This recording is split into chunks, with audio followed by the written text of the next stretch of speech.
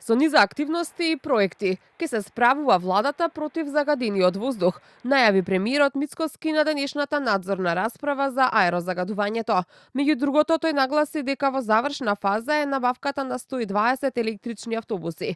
Но за драстична промена во квалитетот на воздухот рече дека е потребно да се изградат така наречени когенеративни гасни централи, кои што може да служат и за производство на електрична енергија и за производство на топлина. Мицкоски на одговор за финансискиот план за чист воздух посочи дека се обезбедени финансии за проектите на владата, дел како заеми, дел приватни инвестиции и тоа како што нагласи чисто пазарно ориентирани инвестирања.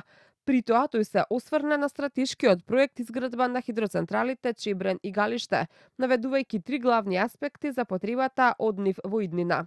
Единствено нешто за кое што преговараме и кое што мислам дека ќе биде добро во иднина да се направи од стратешки аспект е изградбата на системот хидроелектрани Чебрен и Галиште и со една помеѓу нив Орлов камен. И тоа планираме да го работиме со овој заем кој што го договараме со Обединетото кралство.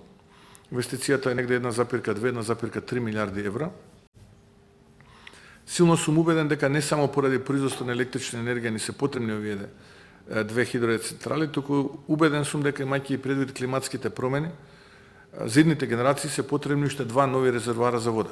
Мицкоски уверува и дека во случај на нови шумски пожари летово, институциите се далеку поподготвени.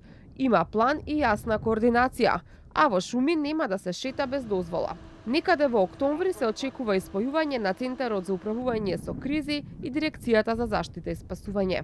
Оние стари расходувани БТР воени и полициски транспортни возила ги преуредуваме заедно со колеги инженери на кои што им заваруваме и им монтираме 6 кубика резервоари за да може да стигнат на непристапни терени, бидејќи вие кога гаснете пожар со авиони, вие од крошните го спуштате доле практично, а доле треба луѓе. Луѓето не можат да стигнат таму за да го изгасат. Мицкоски посочи и дека како влада се преземаат драстични мерки за почиста животна средина, како организирани системи за одлагање на смет, а во насока на обезбедување почист воздух, во владина процедура е усогласување на царинските тарифи со Европската унија во делот на увоз на автомобили и автобуси.